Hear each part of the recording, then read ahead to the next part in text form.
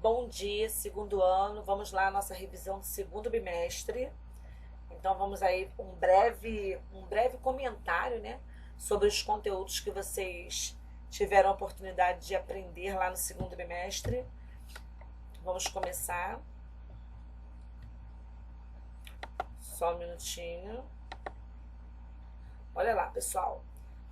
Quando nós pensamos no texto dissertativo, nós sabemos lá que esse texto ele é tripartite. Então, a nossa primeira parte é a introdução. E aí nós temos o seguinte: quais são os tipos de introdução? Geralmente, a pessoa começa apresentando uma definição, né? Explica um conceito ligado ao tema, explicando o que é aquele tema. O segundo tipo da introdução é uma citação. É onde cita alguma pessoa que é especialista no tema. É claro, para você citar tem que ser uma pessoa, tem que ser alguém especialista, de acordo com a coerência do tema.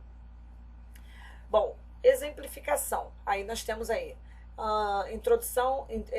Nesse tipo de introdução, os exemplos do cotidiano são utilizados para validar a tese. Mas tomem cuidado com esses exemplos do cotidiano. Alusão histórica. Esse é mais um dos modelos da introdução. Nele, nós apresentamos um fato histórico que remete ao tema e acaba comparando com a atualidade. A comparação. Nesse caso, você vai comparar o tema com algo semelhante ou totalmente oposto àquilo que se discute. E os flashes, que são utilizados 3 palavras que fazem alusão ao tema, colocando assim o leitor dentro da ideia que vai ser discutida. E com isso você acaba situando aí o leitor, tá? Bom, argumentar. O que é argumentar? Gente, argumentar é quando você apresenta o seu ponto de vista e o seu objetivo é persuadir o leitor. Só que para isso você tem que ter um raciocínio totalmente organizado, coerente, coeso, com excelentes argumentos. Só assim você consegue convencer o leitor. Não adianta você querer apresentar aquilo que é óbvio, porque aí não surtirá efeito. Agora, quando nós pensamos em tipos de argumentos, nós temos a enumeração, quando você começa apresentando uma série de fatos para comprovar para comprovar a sua tese, tá? Então, ainda que você apresente vários fatos, é importante que tenha uma ordem, ok?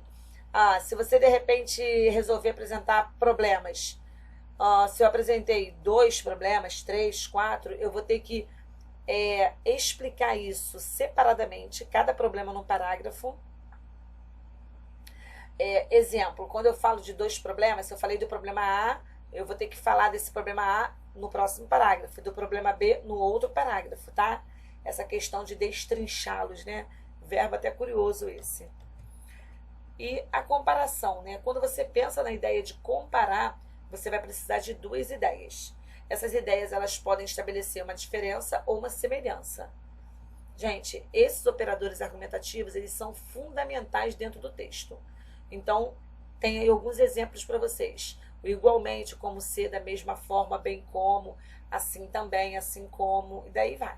Tá? Aí analisem bem esses operadores argumentativos, porque eles são essenciais na construção do tema. Temos a ideia de causa e consequência. É muito comum essa estratégia argumentativa, quando você apresenta o porquê e a consequência disso.